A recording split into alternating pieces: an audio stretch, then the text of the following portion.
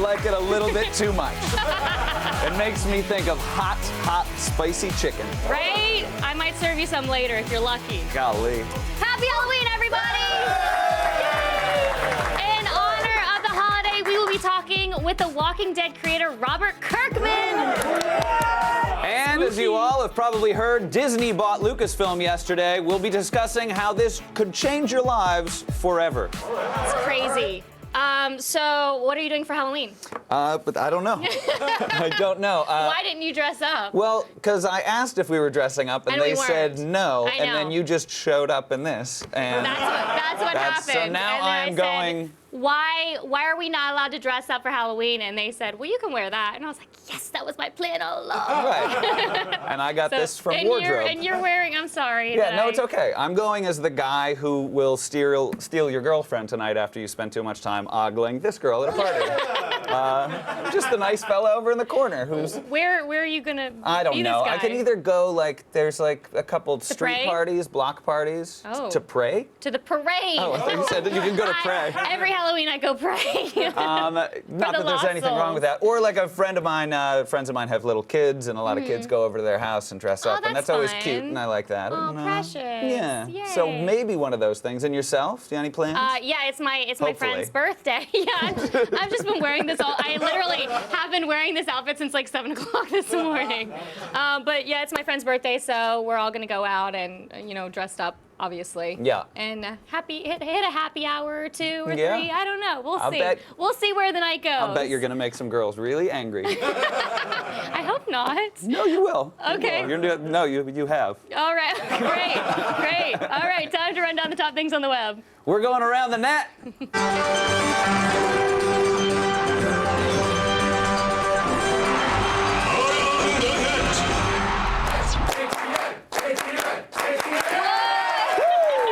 Trick or treat, Candace.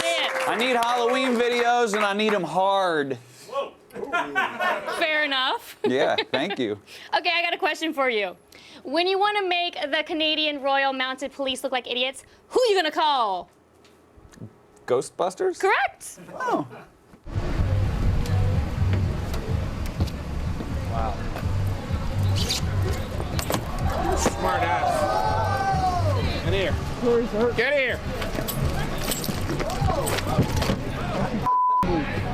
You don't do that, you stupid idiot. You're under arrest for mischief, being drunk in a public place. Watch money if it... Sorry, sir. Put that away, please. I had no idea that you could be arrested for mischief. Yes, in Canada, you can be arrested for mischief or tomfoolery. Tomfoolery. Yeah, however, this was Canada, so they let him go after he said that he was sorry. They're so nice there. They're so nice, very polite. Ironically, one of those cops is shaped like the Stay Puft Marshmallow Man. Ghostbusters. Josh, anything can happen on Halloween, especially when you are Tim Curry in a made-for-TV movie.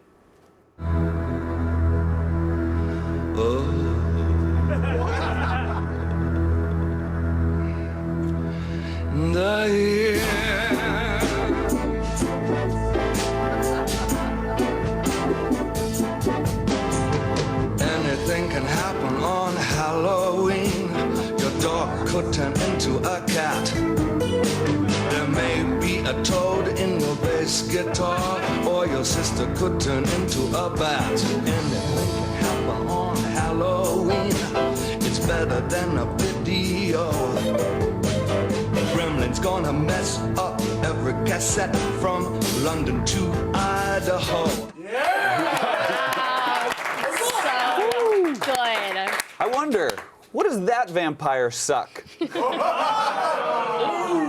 This Twilight prequel is already better than all the other Twilight movies combined. Definitely. This was my favorite movie growing up, actually, and it taught me so much about Halloween. Such as? If I hadn't seen this movie, I would have never known that a dog could turn into a cat on Halloween. Or perhaps there's a frog and a bass guitar. Or your sister could turn into a bat. Mind-boggling. And really, cassette tapes from London to Idaho. Idaho. Hide your cassette tapes, everybody. It stops in Idaho, though. Yeah. Yeah. It's great. I love that. Washington State, you guys are fine. Totes fine. Now, normally I am a fan of cat videos, but this one's a little bit different.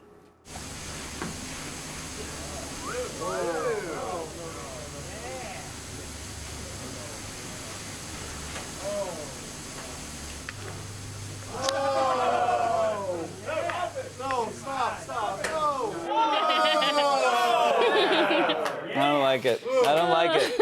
You know, Frosted Flakes ads are weird. This Tony the Tiger reboot is great. Yeah, it is a reboot. It's a reboot? Yeah, it's where it's in one boat and then they put it into a different boat. I like it. That's good. That's good. Way to cover. Thank you. Joel Schumacher's take on Tigger is a bit disturbing, though. It is very disturbing.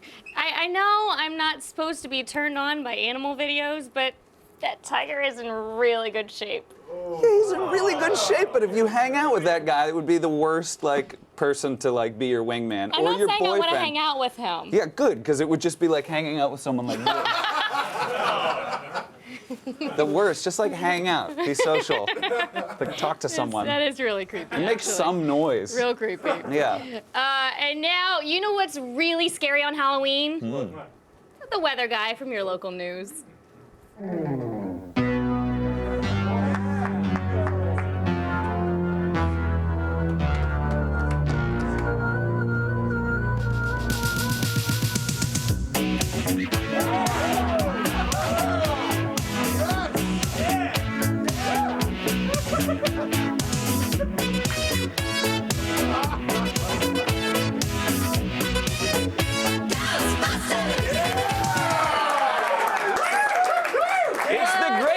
Offender Charlie Brown. You know that pumpkin's not allowed within 100 feet of churches or schools. Not at all, but he does have some incredible dance moves. And next time I'm at a party, maybe tonight, I'm gonna bust those moves out. Oh, really? Yeah. We'll see, then that's how you make those girls upset. You're gonna be wearing that and you're gonna be dancing. Dance moves? Yeah.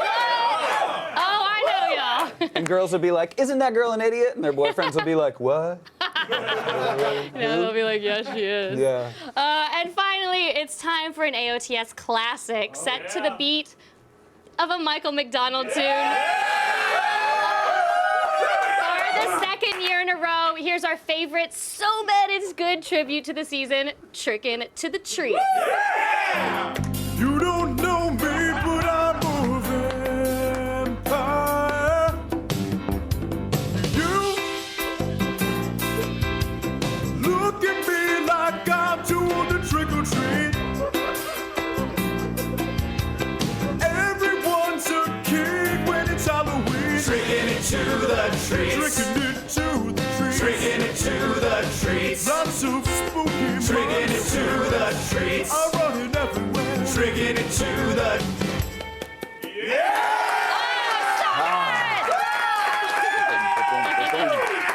You know, this video, very popular around the offices here at Attack of the Show.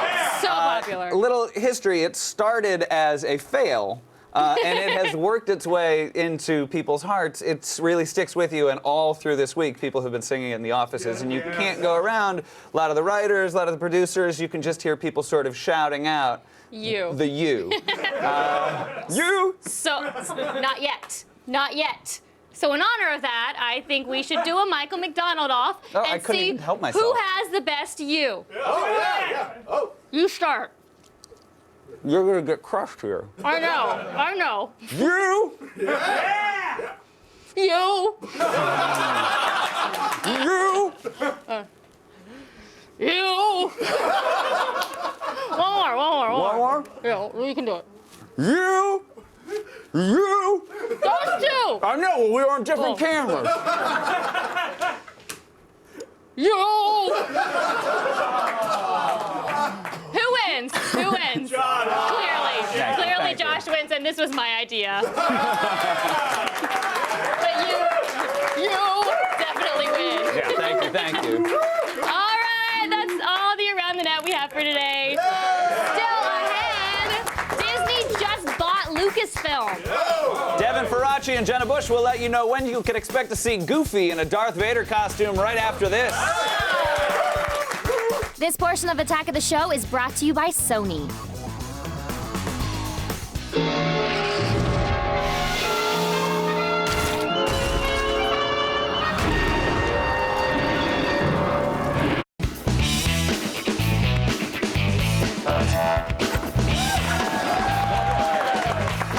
Disney shocked the entertainment world yesterday when they bought Lucasfilm and the Star Wars franchise. Joining me now to explain it all, Badass-in-Chief at Badass Digest, Devin Faraci.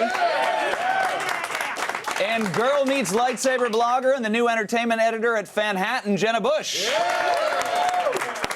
Welcome to you both. This is a big day in sort of the sci-fi nerd world. How big, scale of 1 to 10, where does this fit? 400. 400.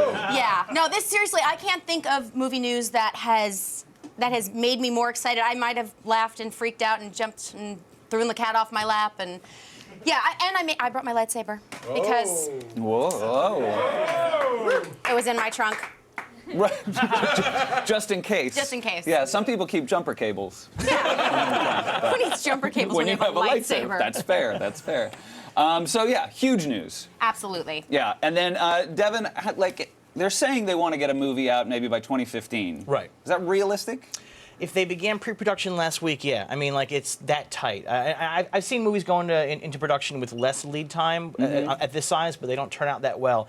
I have to assume that Disney, this has been a deal a long time in the coming. I have to assume while they were working out the deal, they were also sort of working out the story or the concept for whatever Episode 7 is going to be. Right. And then I also heard that they got the, like, Skywalker Ranch came with this? ILM, the whole thing, every bit of it, yeah. So Lucas doesn't live there? He's got a box now. Okay. Well, maybe they'll mass market the Skywalker Ranch wine that I've heard that they have. Ooh, that would be worth. I would drink that all day. I'm shocked. Now, do you think that, Jenna, do you think they might bring back any of the old classics? Like, will Mark Hamill perhaps be making an appearance? Oh, God. I hope that they do. The fangirl in me really, really hopes that they do. I don't think they can really keep them away. I think they have to have them there in some capacity. Right, a Harrison Ford, a Mark Hamill, somebody. Yeah. Chewie. Chewie. Chewie's dead. No, Chewie's dead. Whoa. These kids watch the show. Chewie's fine. There's no Santa Claus either, Chewie's sorry. fine. No, but I mean, I think they have to be there in some way. Yeah. In some capacity. Now, like, a lot of times there was, like, the Tron reboot, and they sort of do that de-aging thing. Do you think they, make them sort of old, wise Jedis if people come back? I hope that they just keep Mark Hamill at his current grizzled state. I think that's. I think he looks good. He's grown into it. He's grown into his age. He looks wise and elderly. It looks fine. I think Carrie Fisher looks fine. I think she could be the president of the galaxy or whatever. Oh, yeah. I think that de-aging them with the Tron stuff is just creepy. Yeah, I mean, even in Tron, there was, for a moment it was fine, but by the time you get to the long speech, you're like, oh, no, that's just creepy. Right. No, I have heard, though, I have, like, a couple friends, sort of actor friends on the inside, and apparently in a lot of movies there's, like, a digital makeup budget. So even some stars who were, like, in their 40s and 50s, you're not seeing them the way they really... I know a major star who did a major action movie last year where they took 40 pounds off of him in every single scene. Yeah. I'm actually 78.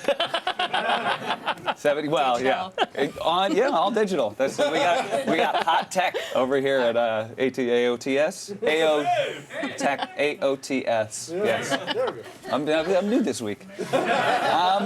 Now, what do you think, Devin, in terms of directors? Like, should they go for someone big? Do you try to get, like, I mean, all the nerds in the world want them to get, like, a David Fincher or Paul Thomas Anderson or something like that, and I hope they don't. And because the reason why is I wanted David Fincher or Paul Thomas Anderson to make David Fincher or Paul Thomas Anderson movies. I think for Star Wars, I want to see journeyman directors who can sort of work within the universe, who can, Kirshner, who directed Empire Strikes Back, was not exactly Orson Welles, but that's the best film in the entire series. And you just bring in the right guy who can do the job, who can work in the universe, and I think it'll be great. Let Paul Thomas Anderson go off and make real movies. Let somebody else make Star Wars movies. Is there anyone you would like to see direct this? Do you have any, like, wish list? Well, yeah, I mean, look, I totally agree with Devin, but if they are going to bring someone in, for me, I'd love to see Guillermo del Toro do it. I'd love to see Peter Jackson do it. They're not going to. Right. But I would love to see it. Sure. That's all all I said was wish list. I didn't say it was going to make it happen. I'm wishing. Now, fans of this franchise get really into it. you have a lightsaber in your trunk. And a Boba Fett helmet. And a Boba Fett. Yeah. Just keep some of these things to yourself. Like, do you think that this will be sort of the Phantom Menace and the last three, the prequel, the pre-trilogy? They kind of felt like they were kids' movies. Do you think that they're going to go darker? As it's Disney, I would sort of feel like they're going to go kid style, but... I don't think so. I don't think they will. I mean, I think here's the thing. There are people our age who have loved this since the beginning. We're going to die off eventually, so they're going to want... Spoiler. 78. But I think they obviously want to bring kids in too, so they can keep this going as long as possible. I mean, he originally had ideas for 12 movies. So, and actually, Lucas just said that he wants to do this maybe for the next 100 years. Not him, personally. Right, but yeah. Yeah, I mean, and the thing is, these were kids' movies originally. There's nothing wrong with them being for 10-year-olds because that's who they're really aimed at. You just don't make them terrible and for 10-year-olds. That's sort of the secret. That's sort of the secret. And I think if it hits that thing of being a kid and wanting adventure and action and being swept away, if you're 70 or you're 10, it's going to work. Just don't make it suck. Yeah. Yeah, and I also think in terms of what Disney's done with Pixar and Marvel, I really don't think you're going to see this become like Mickey Mouse. Just not. Disney has owned Miramax, who released, hard R movies. They're okay with that as long as it makes money. Yeah. Okay. I do remember it was the end of, I think, A New Hope when they're all just sort of standing there and everyone's clapping. I remember being in a theater and my dad just going, "All right!" Like this. I was like, really? So, I mean, I was tiny and my dad, it was my first memory in a theater is my dad going, "All right!" And then, does anything else stand out in this whole deal? What are you thinking moving forward? There are two things that really stand out to me. One, I'm concerned about the future of Dark Horse Comics. They are really heavily into the Star Wars license, and that's going to go away. When this license is up, is almost no... I can't imagine how Disney doesn't take back the license and just give it to Marvel. Right. So that's, I think, consideration seriously for Dark Horse. And kind of heartbreaking, actually. Oh, rough. But I don't want to end on a downer. On the upside, there though, we go. I think, Thank you. All right, I'm not going to... So Fox owns the distribution rights to the original trilogy, and they own the first Star Wars totally. They fully own it. They have distro rights to Empire and Jedi until 2020. I would be stunned if Disney does not get in, work out a deal, and finally, for the first time, now that Lucas has been removed out of the equation, release the original versions with the original effects and Han shooting first and all that stuff. And I think we'll see that probably by about 2015 to tie in with Episode 7. Yeah, those bothered me. It was like Jabba Hutt, moving. I never, for what? Everybody hates it. Yeah. Except George Lucas. And now that he's gone, we can finally be happy. Yeah. And that's another. I feel like, people have to have a little bit of love for George Lucas if you love... Do they? I think if you love the Star Wars franchise, I think some, right? No? That's a no. That's a pretty strong no. I have love for him. I don't like the changes, but I have love for him. Yeah. All right, good. Well, he has $4 billion now, so we're going to... It's true. He's just fine. He doesn't need our love. If he's watching and you have $4 billion, George, maybe I do love you after all. Let's call me. Very good. Thank you so much to Devin Faraci and Jenna Bush. Still ahead, Tiffany Smith talks Wreck-It Ralph with John C. Reilly, Sarah Silverman, and Jane Lynch. Stick around. Hey, good news! G4 is showing the first 3 Karate Kid movies back to back. Watch Mr. Miyagi teach Daniel-san about life, love, and crane kicks all day this Saturday right here on G4.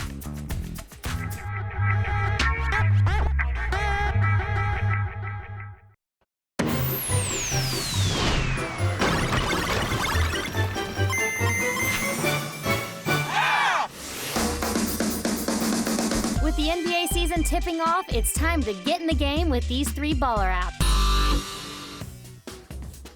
Because each team plays a whopping 82 games over the course of a season, it can be hard to keep track of when your favorite players take the court. Well, not anymore, thanks to the NBA Game Time app. This handy guide tracks every team's schedule and standings and is constantly updated with live team and player stats, so you can keep tabs on all the action. And for more in-depth analysis, it gives you access to hundreds of videos, including highlights from around the league and full game recaps. It also features a new mode called Live Court that lets you follow the game in real time even when you're away from your TV. A wealth of basketball information is at your fingertips. Pick up the official app of the NBA for free on either iTunes or the Google Play Store. Fantasy sports have become all the rage, and if you've joined a new league this season, then you need the ESPN Fantasy Basketball app. This useful app lets you manage all your fantasy teams on the go. You can adjust your lineups in real time moments before the game tips off and get access to exclusive news and analysis courtesy of ESPN. Follow live scores for every game and connect with other members in your league by initiating trades or adding or dropping players directly from your phone. The app works with any fantasy league you have registered at ESPN.com, so download it onto your iPhone for free and begin your journey towards claiming a fantasy championship. And finally, sometimes you don't want to watch the game, you want to play the game. But unfortunately, basketball isn't easy for those of us who are vertically challenged. That's where NBA 2K13 comes in. You can create a dynasty using your favorite team, just like in the console version, or you can play one of the new modes like NBA Greatest Games, which lets you relive some of the best performances in league history, like Kobe Bryant's 81-point stunner against the Toronto Raptors. Drive so hard to the hoop, unstoppable if you don't get a body in front of it. And after one of the most turbulent off-seasons in NBA history that saw more big-name players traded than ever before, you'll be happy to know that the game features completely up-to-date rosters. Get all these features and more for only $8 on any Apple or Android device, and get your virtual game on. Easy look in the paint. With so many great players and great teams, this is shaping up to be the best single season of basketball ever.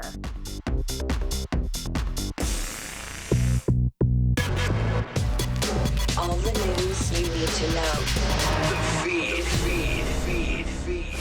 Trick or treat! It's Wednesday, October 31st, and here are your top stories. Today, the tech world has been making a lot of noise. Here's what's happening. First up, Google has finally released its search app for iOS, and it packs one awesome new feature: voice recognition. Yeah!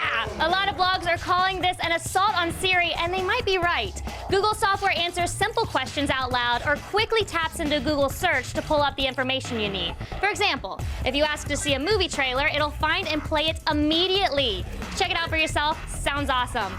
And speaking of Siri, if you're in China, you better figure out a different way to find hookers. Because Apple has blocked all queries and escorts and prostitutes, but only in China. For all you gentlemen in other countries, not to worry. Apparently, this is in response to complaints from Siri users, but why were they looking in the first place if they didn't want to know? I don't know. And a ton of entertainment news broke today. First, Rockstar announced that Grand Theft Auto 5 will be released next spring and will be available for pre-order starting November 5th. The latest carjacking installment takes place in a fictionalized Los Angeles, and the game's developers promise that it is the largest environment they have ever created. And X-Men fans have something to look forward to, because Bryan Singer is making a return to the Super Mutant franchise and will be directing X-Men Days of Future Past. Singer served as a producer on X-Men First Class, so I think it's safe to say he'll do a good job on the sequel. The film is set to hit theaters on July 18th, 2014. And finally, an upcoming horror western that'll supposedly be brutally violent and probably awesome has just been cast.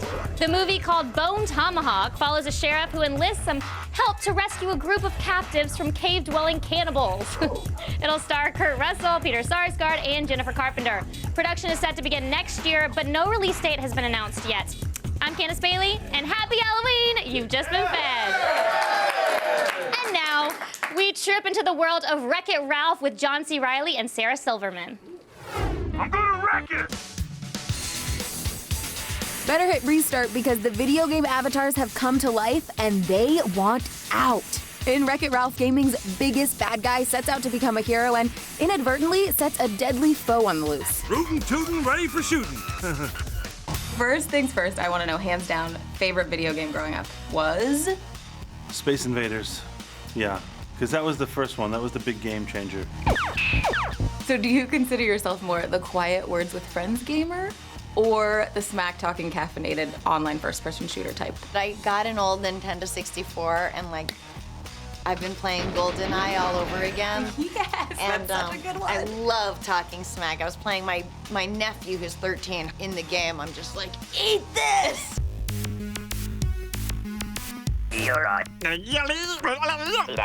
Now, not everyone knows Cubertese.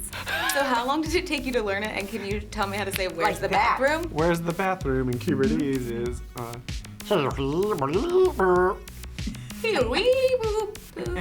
Oh, no. What was that? You just You asked. need poo-poo. You Poo-poo. just- That works. How dare you? A lot of times when you do an animated film, each actor goes in the room by themselves, does their lines, the other person comes in later. But you and Sarah did them together, right? Every time I'm talking to someone, they were there in the room with me. Yeah, Sarah and I had a lot of fun together. We did a lot of kind of quick-witted repartee, let's say. What's that?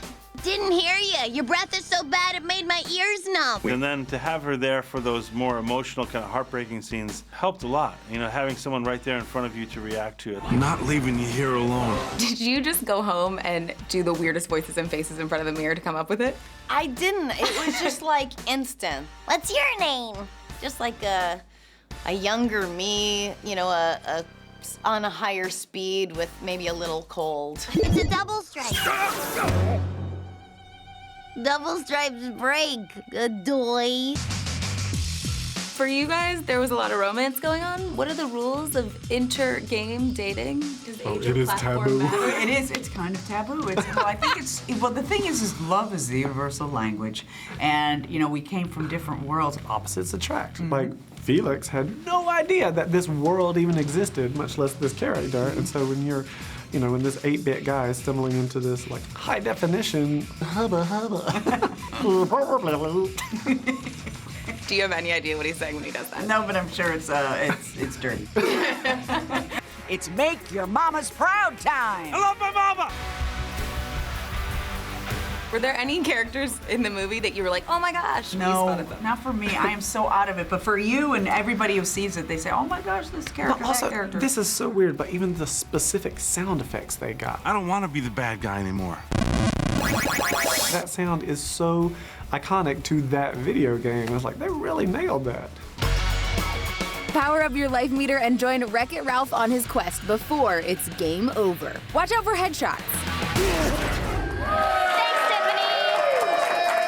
Hold the phone. We got tweets. Tweets. What do we got? Nardle the Dwarf. Nardle the Dwarf says, Candace, will please mess up Josh's hair. There isn't one single hair out of place. Oh, I will gladly. Yeah, but it goes right back together. No, it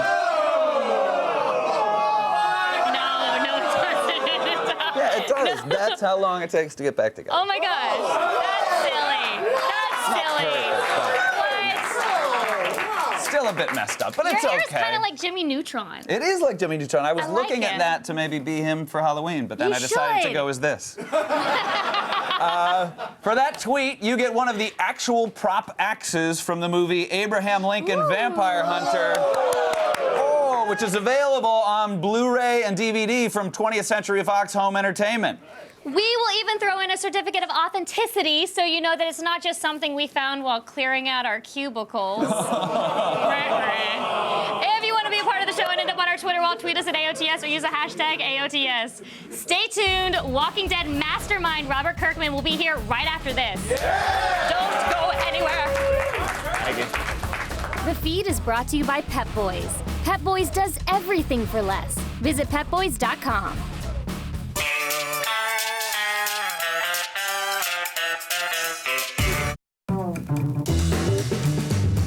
Don't just watch G4. Wear it. G4TV.com/store.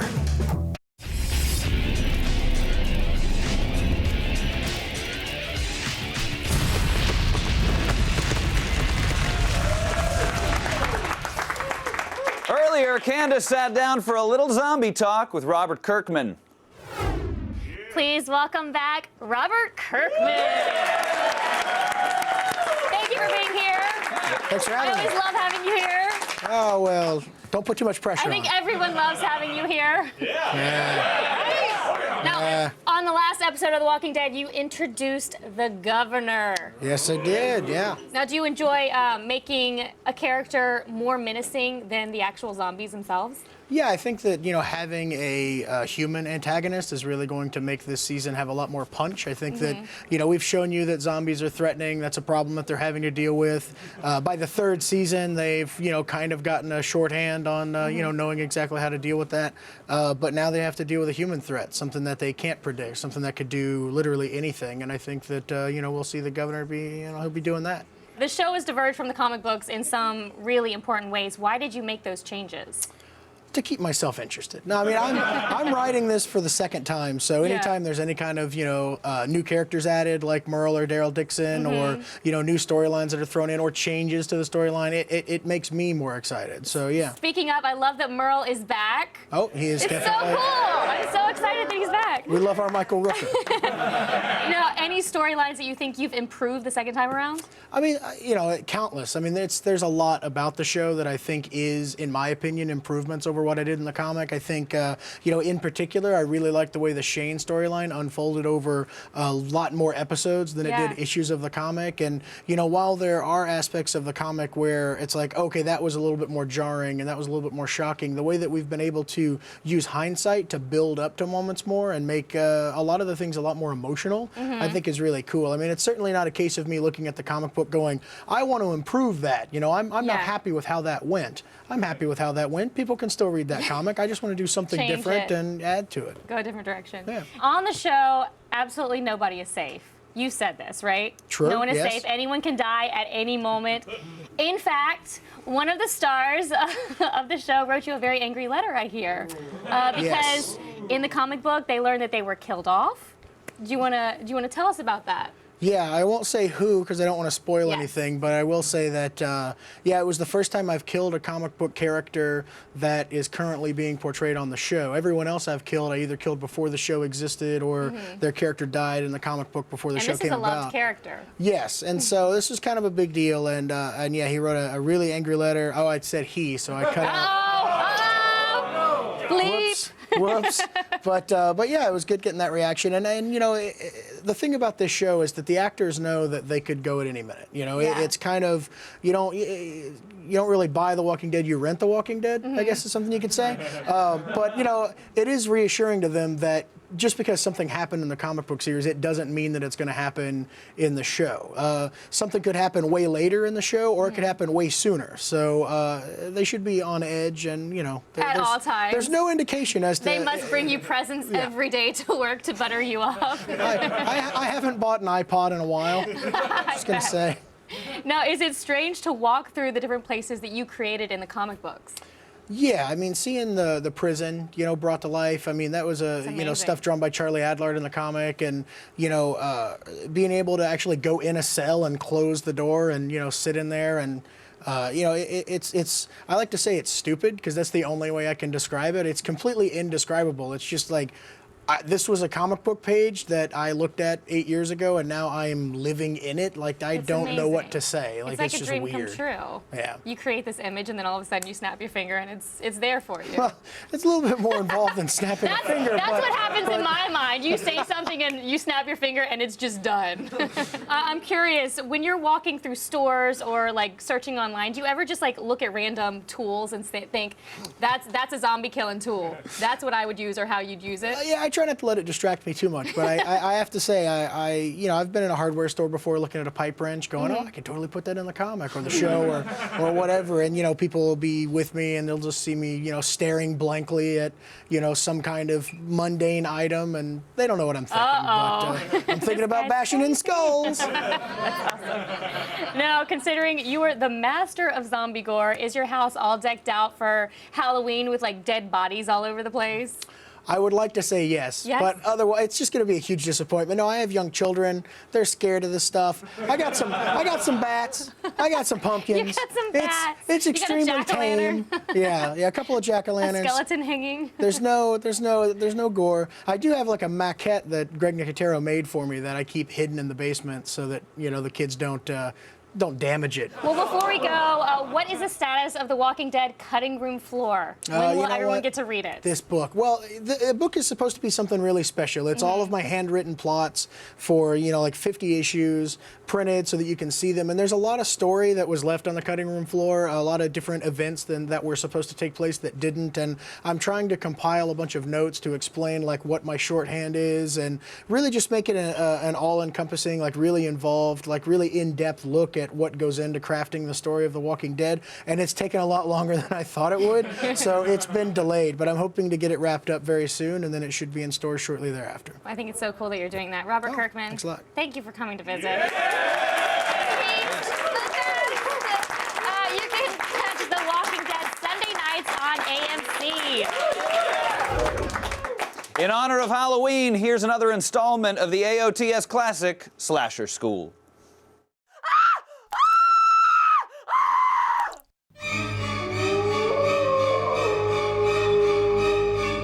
And please don't sacrifice any more victims on the pentagram in the front hallway. We just had it cleaned. Okay, folks, today's class emphasizes the fundamentals of victim selection. For example, what kind of victim should you never try to kill? Yes. Black people? No. That sounds racist. You should try to kill everyone regardless of their race or creed. Crazy eyes. Naked werewolves? Mask face. I don't know what that means. Yes. Okay, I'm talking about virgins. Virgins always survive, and they usually wind up killing the slasher, typically with a gun, or a mystical spell, or a gang of dream warriors. The most important thing to remember as a new slasher is that you should never try to kill virgins. Thou must slayeth the whores and strumpets first. Why is he looking at me when he says that? Guys, focus. I'm trying to teach you how to properly terrorize a community here. I have a question. How do we identify which ones are virgins? Good question. Eric, you're a young man. Any thoughts on what virgins look like? Can I please get some clothes? Not right now. Are you a virgin? That's not really any of your business. That answer means yes. So, class, everyone look at Eric. That's what a virgin looks like. I hate my life. Does that help? But isn't that like a loophole? How so? Well, if you're a slasher and a virgin, doesn't that mean that other slashers can't kill you, or just that you can't kill yourself? Ow! What the f***? Testing a theory. Art thou a virgin? You shot me in the face! And yet thou livest. Virgin. Let's just take an informal survey. How many of you are virgins? Nah.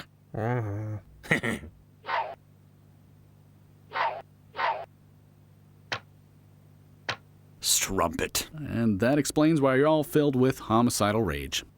Quit it!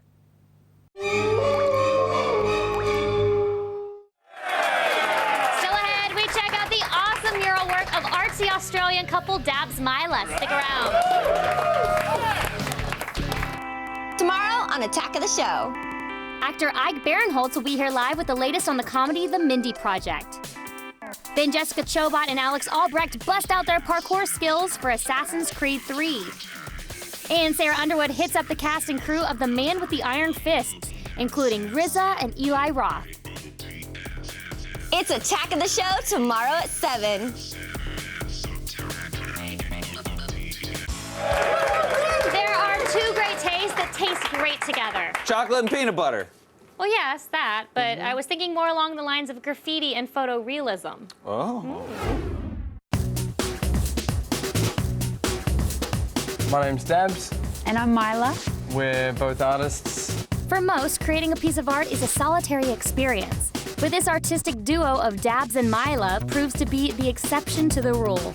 For the past 8 years, the two have worked as one, creating fantastical images, paintings, and murals that combine cartoon-like characters with photorealistic cityscapes. So how did these two artists with such different styles find each other, and how do they work together to create their unique blend of art? As children, the two had both been interested in painting. I just loved drawing and painting and stuff when I was a kid. And for Dabs, he took that inspiration and started painting graffiti when he was a teenager. Graffiti began with just rebellion and just kind of doing the wrong thing because I was pretty interested in that. Then I kind of took an interest in the art side of graffiti, I guess, and started to really push myself. Eventually, Dabs took his graffiti influences to art school where he met Mila. We both started art school in our mid-20s. We met each other about 9 or 10 years ago, I think. Yeah. As fate would have it, the two eventually went on a first date. But instead of the usual dinner and a movie, the two decided to collaborate on a piece of art. We had a canvas there or something? I don't know why. Yeah. It's so weird. I don't even know how it got there. It was just there, and then we both started painting on it. It sounds like the kind of thing that would have been your idea. From when I was like 13 or something, I always loved painting and drawing super detailed things. And probably when we were at school, that's when I started painting like buildings and cityscapes. The style of art that I make is heavily influenced in old animation and kind of like a cartoon style. I guess the main idea of what I'm doing and what we're both doing in our art is just trying to kind of make things that look fun, things that we enjoy to see, so it's always relatively positive, pretty bright. The combination of Dab's cartoon style and Mila's photorealism clicked, and they decided to continue to work together despite their disparate styles.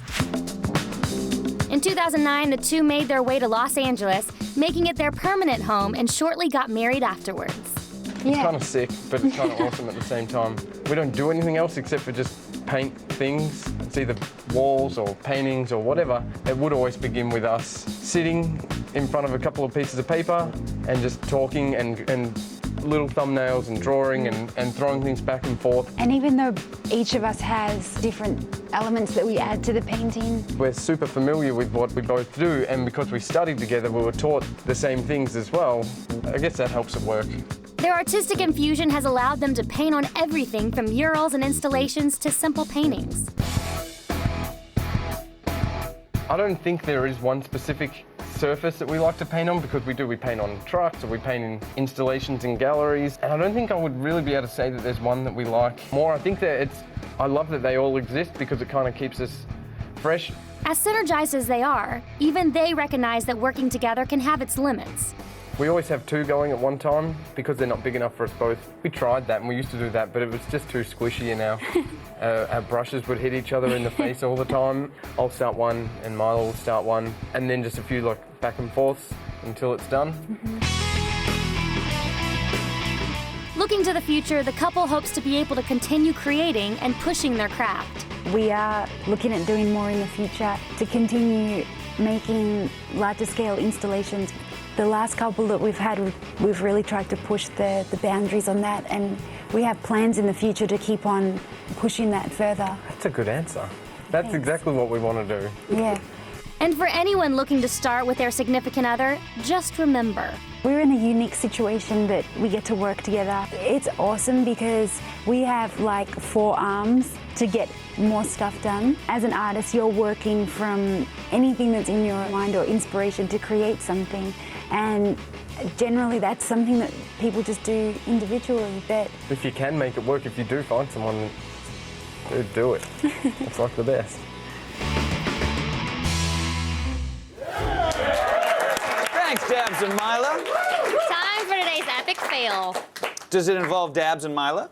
Close.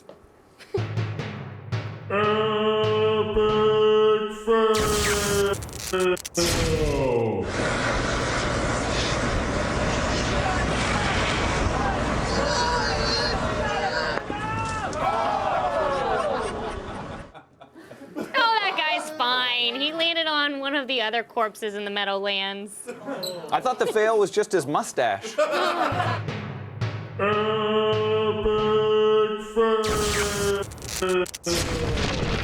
think real quick we should do one more you. One more? Ready? Let's do it. All right. At the same time. Ready? Uh-huh. Set. Go. No! No! Thanks to our guests, Jenna Bush, Roger, Tiffany Smith, and Rob